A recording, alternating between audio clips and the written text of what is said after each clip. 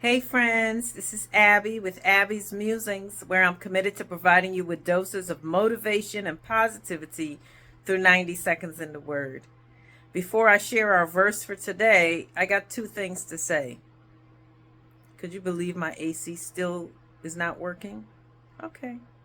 It was a fake start, so my guy has to come back again today. So hopefully it'll be fixed. And all I could think is that maybe some of you are really getting some breakthrough and the enemy is just trying to frustrate me and have me going crazy.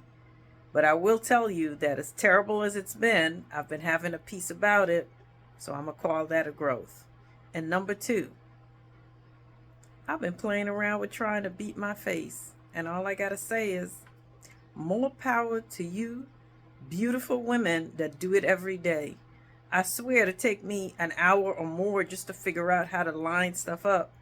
So I'm just having some fun with it. So don't get upset if you don't see me glammed up every time. I'm just playing around with it, because when it gets super, super hot again later in the week, it's going to be plain vanilla, but the word's going to be amazing. Our verse of today comes from Proverbs 4:23, and it says, "Above all else, guard your heart, for everything you do flows out of it."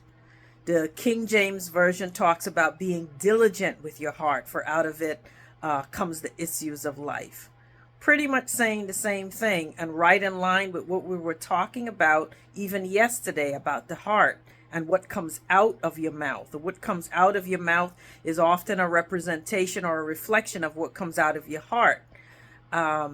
We had done another verse where it talked about where your treasure is, your heart will be also. So the things that you value and you prioritize in life, is an indication as to what you're holding dear in your heart. So some of the same things that we're talking about.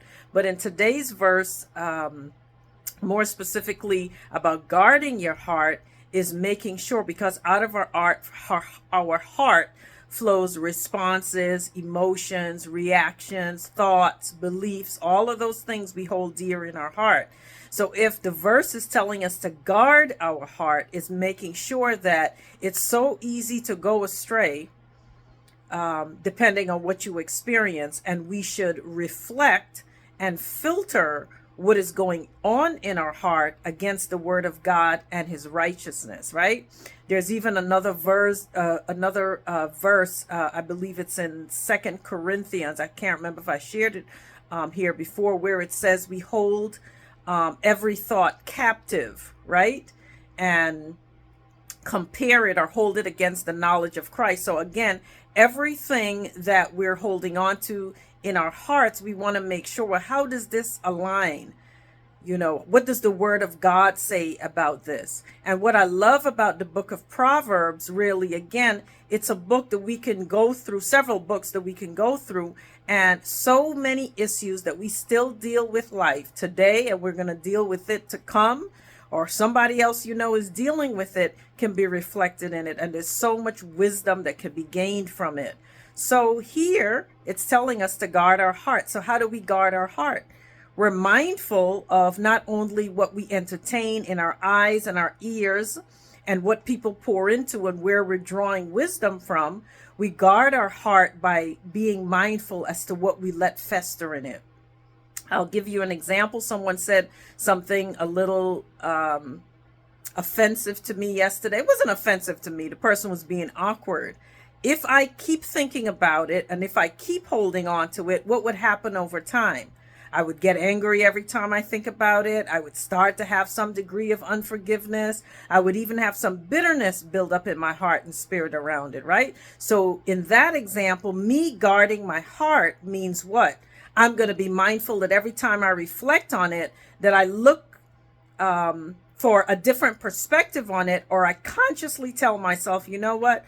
I'm just going to let that go. That was a reflection of that person's nature, and I'm not going to hold on to it. So that's an example of me guarding my heart. What might be some things that you could do to guard your heart, right? Sometimes guarding our heart means guarding our tongue. Let's be real about that, right? Somebody comes with something crazy, and you're like, whoo, I could go down a whole different path, but I'm not going to, because then it would open up a can of worms and it would dig into something deeper. And next thing you know, it's built up, it's built up, it's built up, and you keep festering on it, and you're holding on to it, and then you're contemplating and you're ruminating on it, and you're figuring out what you're going to say or do the next time. We want to guard against that. It's not easy living in this world, and let's be real. As long as we're dealing with people, guarding our heart is something that we need to present to God every day, including ourselves, right? So let's see how we can do a better job of guarding our heart today.